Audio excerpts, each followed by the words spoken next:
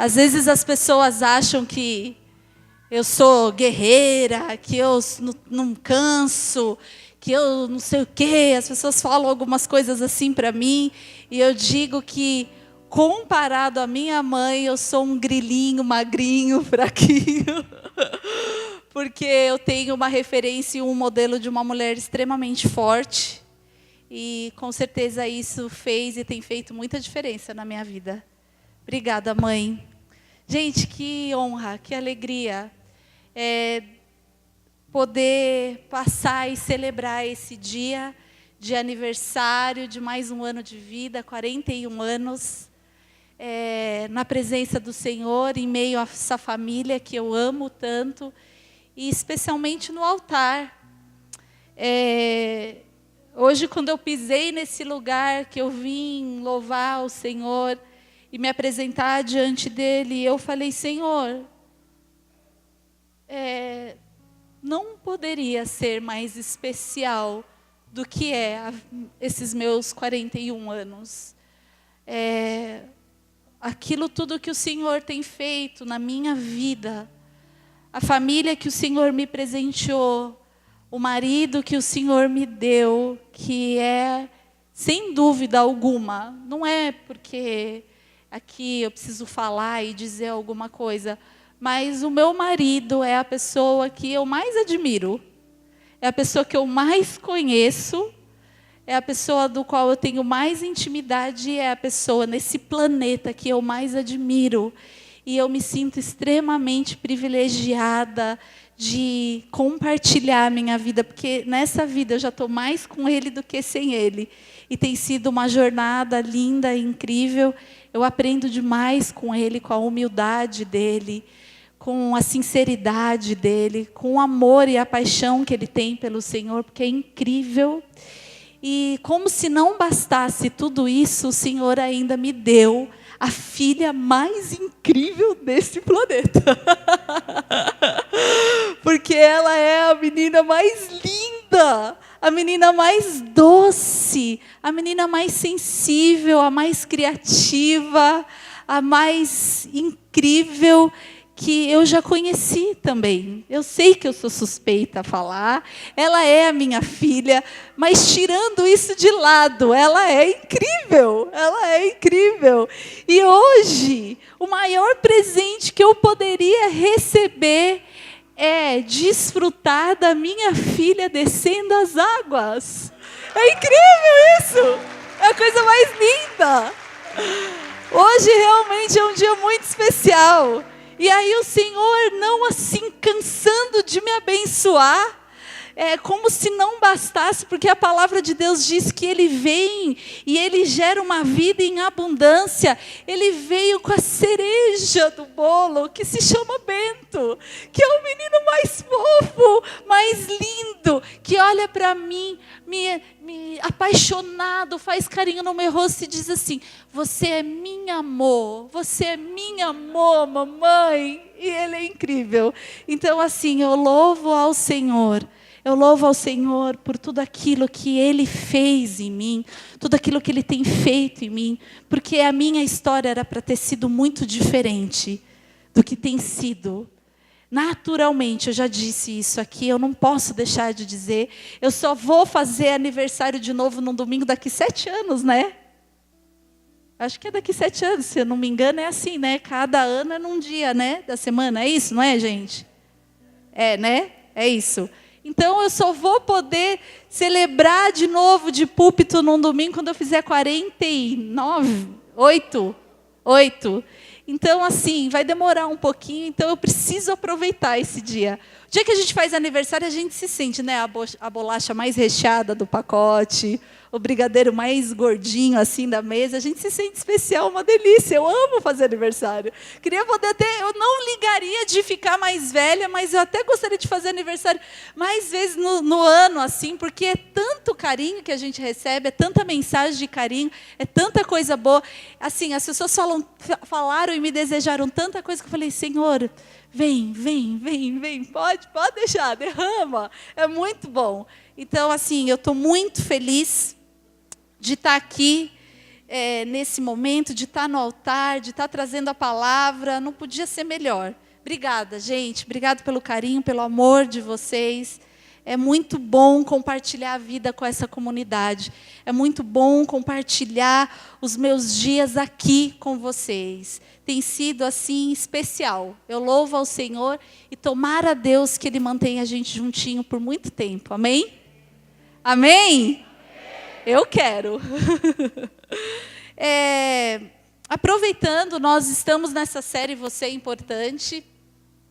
E hoje nós vamos falar um pouquinho sobre a igreja é feita de gente que cuida de gente.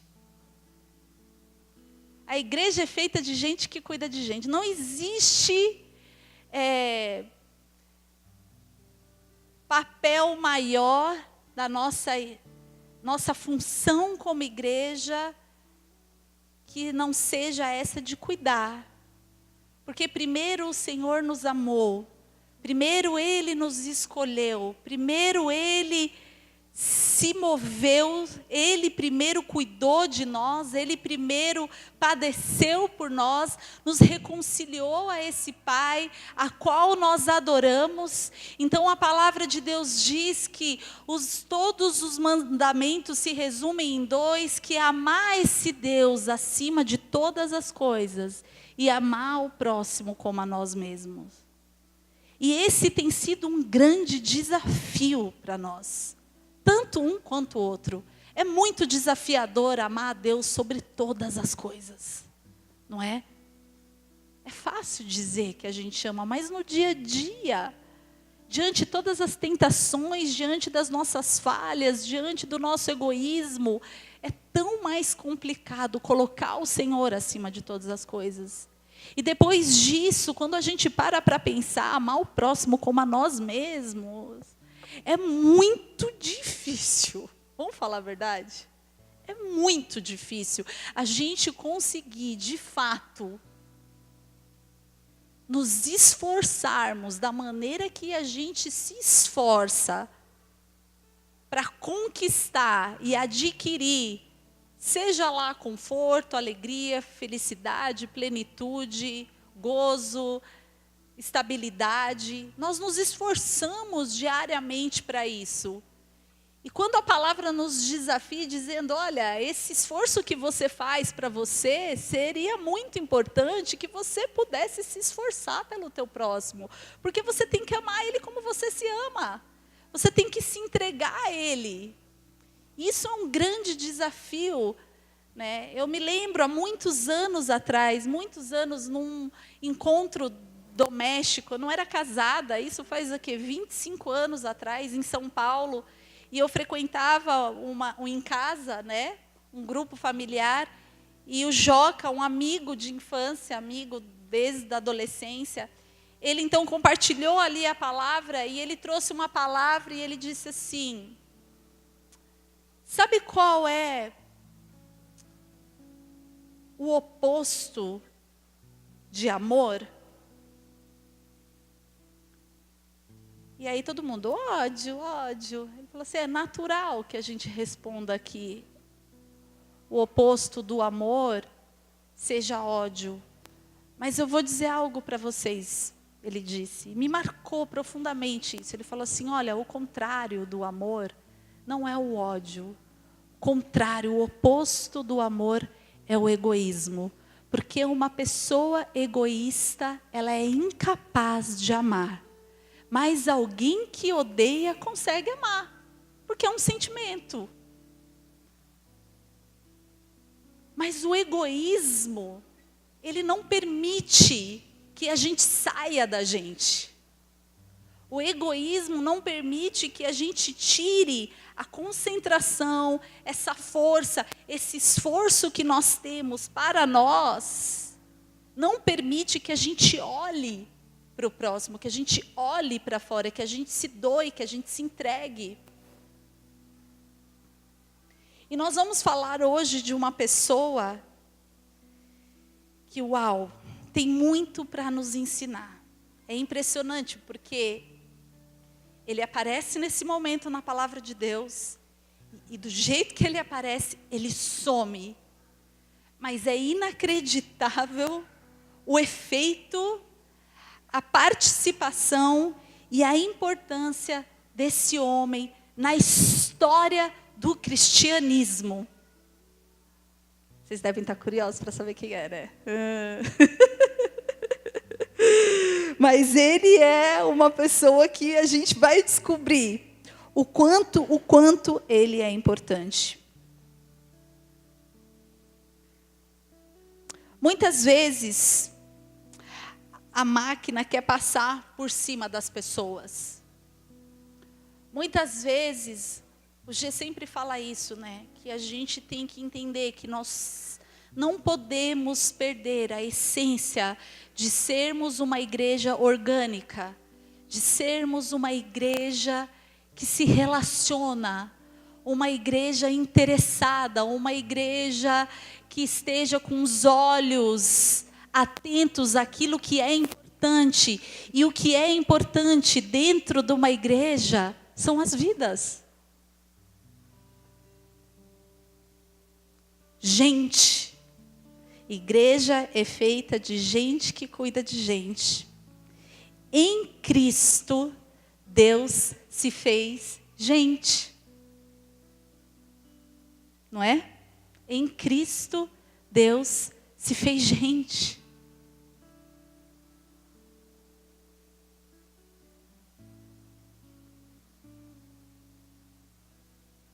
É na simplicidade de andarmos juntos, de estarmos juntos. Existe um provérbio africano que fala assim: uma mão sozinha não bate palma. Não é? Tudo é feito na comunhão e a partir de dois. O abraço, o aperto de mão, a ceia, uma oração em concordância. Tudo é a partir da comunhão, é a partir desse dois. Esses dias conversando com o G, eu quis escrever aqui, eu escrevi: fuja daquele religioso que já deixou de ser gente.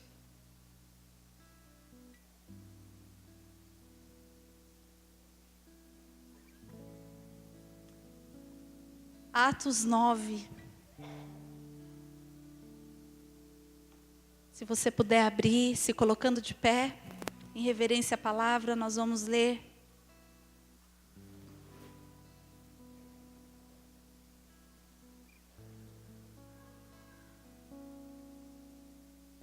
Obrigada, Sui.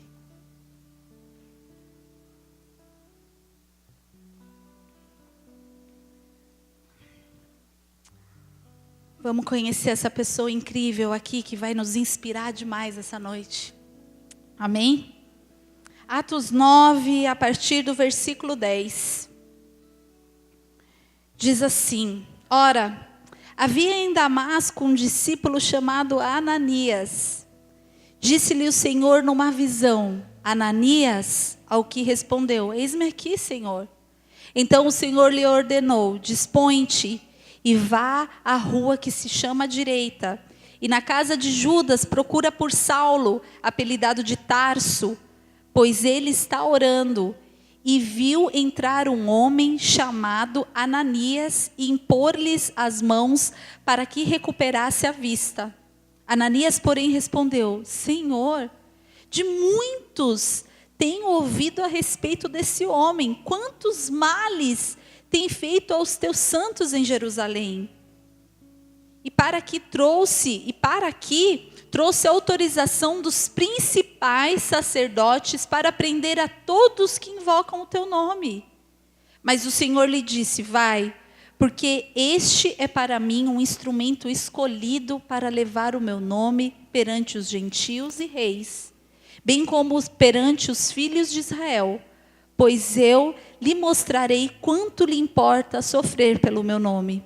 Então Ananias foi, entrando na casa, impôs sobre ele as mãos, dizendo: Saulo, irmão. Saulo, irmão.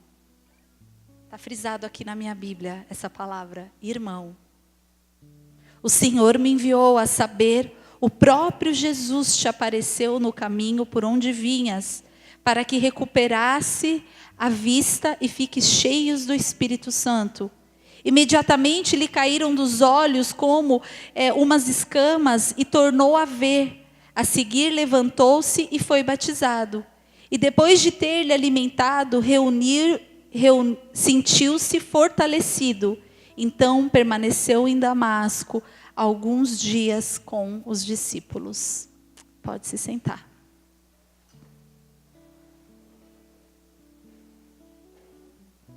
Aqui então, a gente conhece, nesse capítulo 9, se fala, o tema é a conversão de Saulo, do apóstolo Paulo.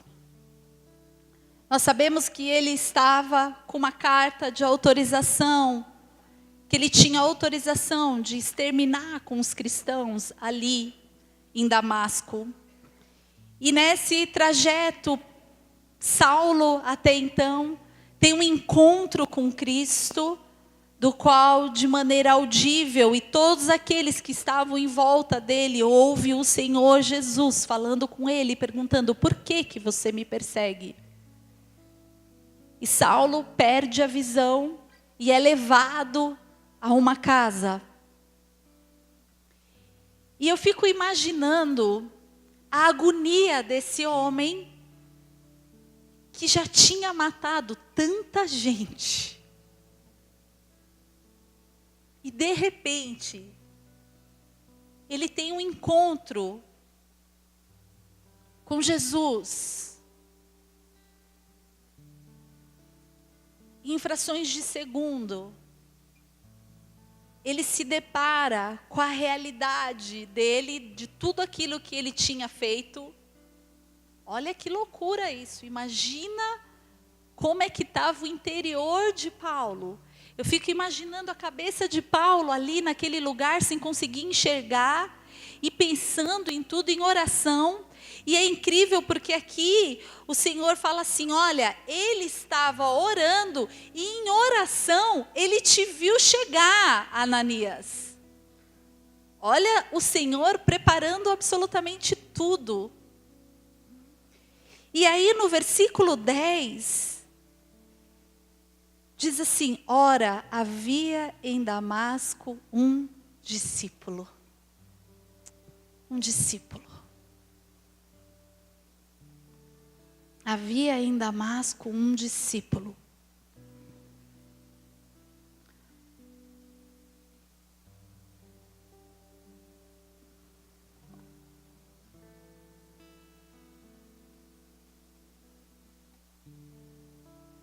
O verbo cuidar,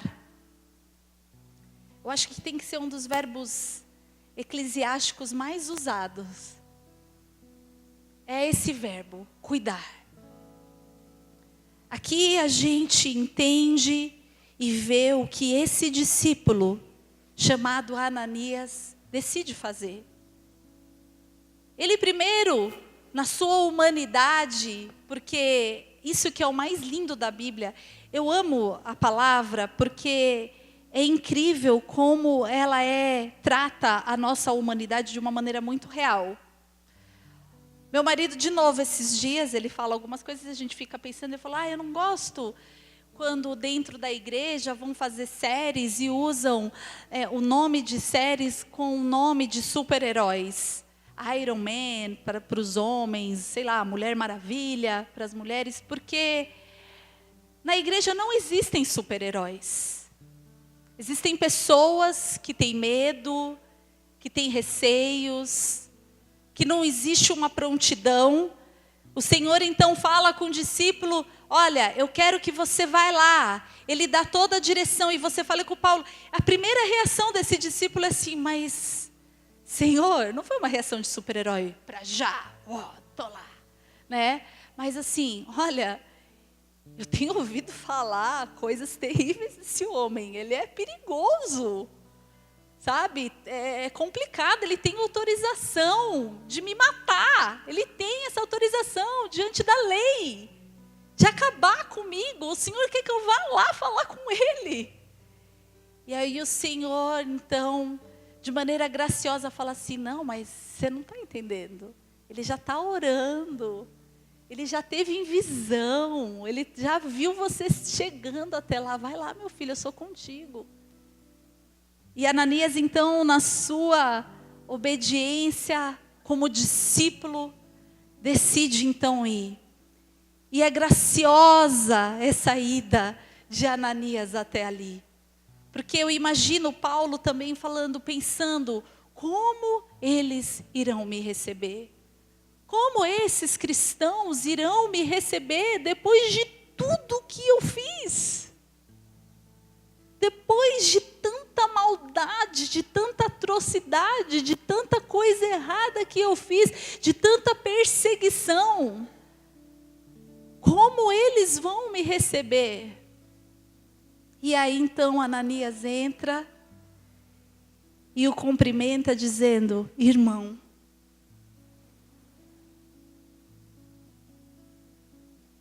é impossível ser discípulo sem conjugar o verbo cuidar. É interessante analisarmos que quando mudamos a nossa gramática, a partir do momento que a gente entra para essa comunidade, a gente pode passar a analisar que é o pão nosso, é a nossa comunhão, é o nosso clamor, é a nossa oração. O nosso jeito de falar muda. O nosso jeito de pensar tem que mudar. É interessante porque Pedro, quando ele queria fugir no momento que Jesus foi crucificado, e ele ali teve aquele, de novo, glimpse de ser gente, de ser humano, e que teve medo, ele tenta negar a Cristo, quer dizer, ele nega a Cristo. E é interessante porque uma das observações que fizeram a Pedro é assim: olha, percebo que você é como um deles, porque você fala como um deles. Muda, não é? O nosso jeito de falar. Eu escrevi aqui, eu não quero, a minha tentativa nessa noite, não é tentar te convencer que você precisa amar um próximo. A minha tentativa nessa noite não é te convencer de que você tem que cuidar. Mas eu estou aqui compartilhando da palavra de Deus para que o cristianismo se torne o nosso jeito de ser. Amém? Eu vou repetir essa frase. Eu estou aqui compartilhando da palavra para que o cristianismo se torne o nosso jeito de ser. Quando você diz amém, é que você fala assim: olha, que assim seja, eu concordo. É isso que eu quero ser isso.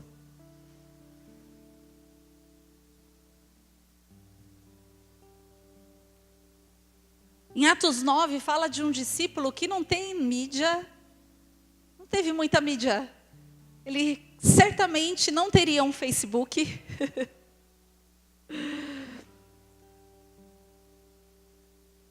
Ele aparece e faz parte da história de um dos maiores gigantes da palavra de Deus.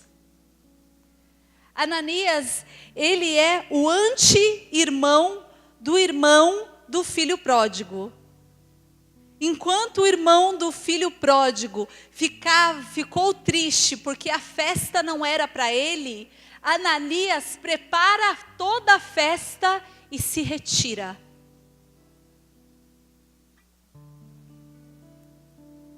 Esse é o coração dele, esse discípulo, que vai trabalhando nos bastidores e trabalhou nos bastidores da história e fez parte do alicerce, do fundamento, do encontro, do momento tão importante na vida do apóstolo Paulo.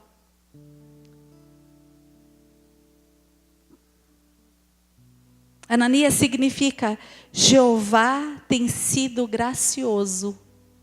Olha que lindo. É como se a graça de Deus naquele momento tivesse batido naquela porta da rua direita, que existe até hoje. E tivesse entrado, a graça do Pai entrou e se encontrou com o apóstolo Paulo. E a oração desse discípulo de Cristo com o irmão, com o novo irmão que ele recebe, o apóstolo Paulo. A palavra de Deus diz que naquele momento de oração, as escamas dos olhos dele caem.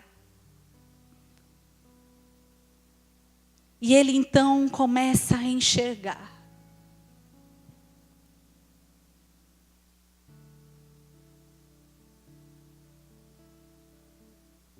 Você pode ser a visão nova de quem está cansado de ver as mesmas coisas.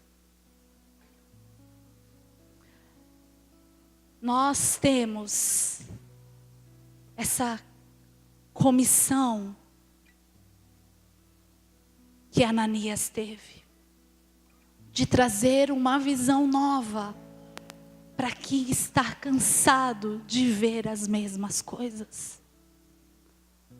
O problema é que quando a gente se perde nessa caminhada, a gente passa a ver as mesmas coisas. Que o Senhor nessa noite possa restaurar a nossa visão. Que o Senhor nessa noite possa restaurar o nosso coração, o nosso entendimento do que é ser discípulo de Cristo. Ananias poderia ter ido até lá e feito essa oração com ele, dito, bom, tenho outros compromissos na minha agenda e eu preciso ir embora, mas não. Ananias percebeu que Paulo estava fraco, porque Paulo estava fraco, ele não comia nada há 3 dias, a palavra diz. E ele teve essa percepção de que Paulo não comia havia 3 dias. E esse homem então decide preparar algo para ele comer. Ele cozinha para Paulo. Ele prepara uma refeição para Paulo. E a palavra de Deus diz que Paulo então se alimenta e recupera as suas forças. Meu Deus, gente. Quem era Paulo e quem foi Paulo?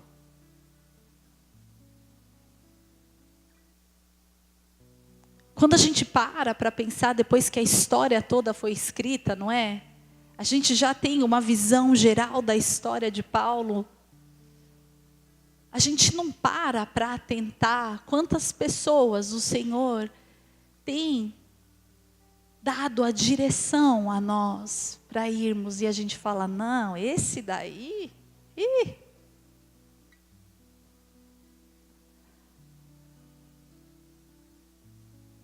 Muito mais do que ouvir o Senhor, muito mais importante do que ouvir o Senhor é obedecer a sua voz. Porque a gente pode ouvir e não obedecer e não adianta. E o Senhor é um Deus tão lindo, Ele é tão lindo, Ele é tão lindo, que Ele é detalhista. Quando a gente vê as direções que então o Senhor começa a dar, o Senhor vai preparando. Quantos aqui já tiveram a experiência de ser usado pelo Senhor? E as coisas fluem, porque o Senhor foi preparando o caminho. Nós precisamos entender que quem vai primeiro é Ele. Quem faz primeiro é Ele. E Ele nos usa, porque Ele decidiu assim nos usar. Para acolher, para receber, para tratar, para curar. Assim como Ele fez. Ananias acolheu, recebeu, tratou, curou. Ananias estava ali por inteiro. Por inteiro.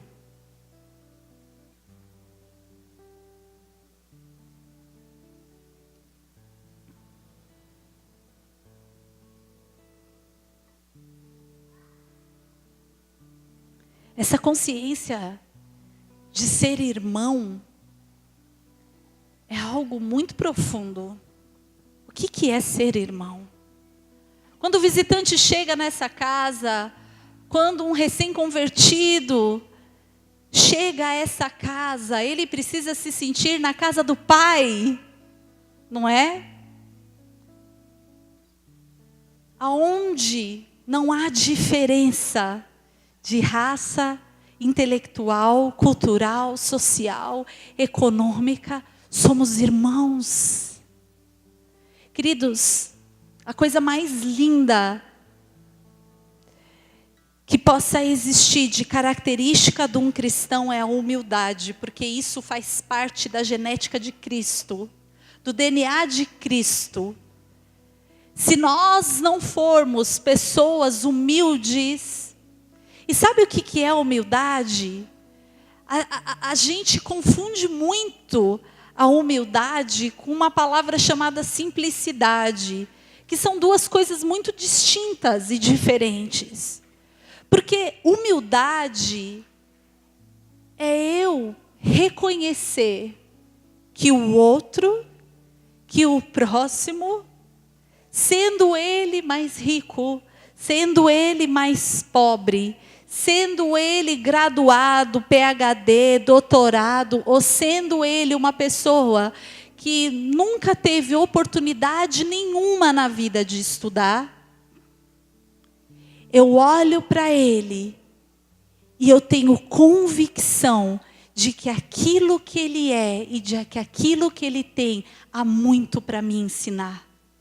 Isso é ser humilde. Entende? Quando a gente olha para um próximo e você olha para ele com um olhar dizendo, se eu parar para conversar com essa pessoa, certamente ela tem algo para me enriquecer, ela tem algo para me ensinar. Isso é ser humilde. Sabe por quê? Às vezes, você pode ser uma pessoa simples e você se sente extremamente constrangida de conversar com uma pessoa que tem mais posse. Sabe o que é isso? É orgulho. Você vai falar, como assim? É verdade. Porque você está dizendo que, então, a diferença social te faz mais ou menos digno. Então, significa que, muito provável, o dia que você tiver muito, você vai continuar com essa mentalidade. Ser humilde é entender que todos nós somos irmãos em Cristo Jesus. Com Cristo Jesus. De que há sempre o que aprender com o próximo, há sempre o que doar para um próximo. Você pode, às vezes, olhar para uma pessoa intelectualmente, uau, blá, blá, blá, blá, blá, blá, e falar, meu Deus, mas o que eu tenho para ensinar para essa pessoa? Olha o que essa pessoa já conquistou, já estudou, já não sei o quê. Muita coisa. A tua história, a tua inteligência emocional,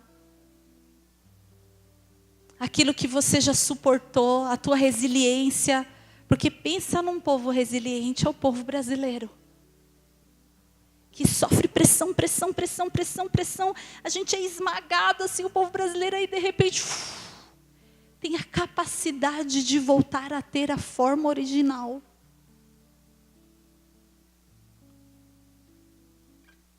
Isso é ser humilde, gente. Não é o carro que você dirige, que você tem que ficar dirigindo. Por exemplo, eu tenho a Glória, né? Que é o meu Fusca 66 que eu amo. Eu não sou humilde porque eu tenho a Glória. Não tem nada a ver. A gente precisa desmistificar essas coisas e entender que todo mundo aqui é gente, como a gente. Somos tudo irmão. Amém? Né, Dag?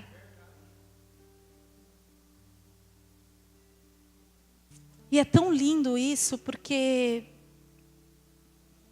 quando a gente pensa na oração do Pai Nosso, Pai Nosso, em Deus, Ele é o nosso Pai, Pai Nosso, Pão Nosso. Essa comunidade que não deve haver fome e miséria, Porque o Pai é nosso e o pão é nosso.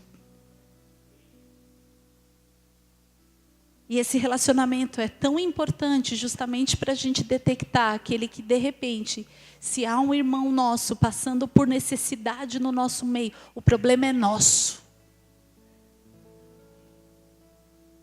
Amém?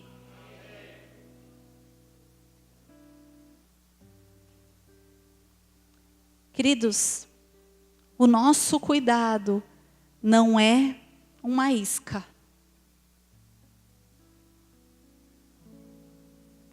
O nosso cuidado tem que ser o nosso jeito de ser. Eu gostaria que nesse momento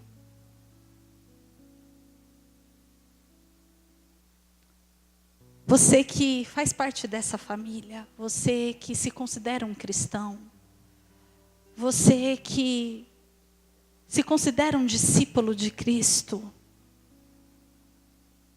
que você agora pudesse fechar os teus olhos, curvar a tua cabeça, e eu quero dar um tempo para você meditar o quanto você realmente tem cuidado, o quanto realmente você tem conseguido amar o próximo, o quanto você tem conseguido se doar a Ele, o quanto esse verbo cuidar faz parte do teu dia a dia.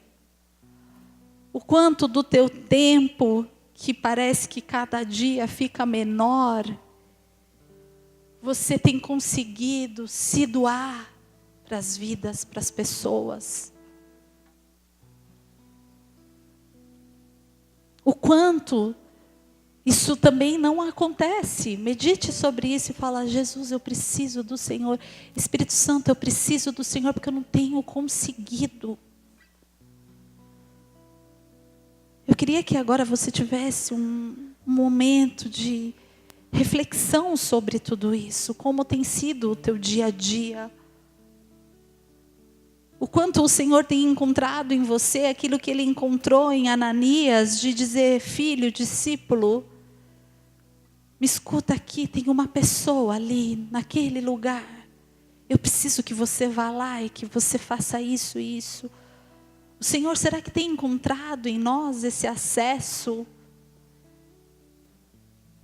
Será que, de fato, somos pessoas que temos compaixão?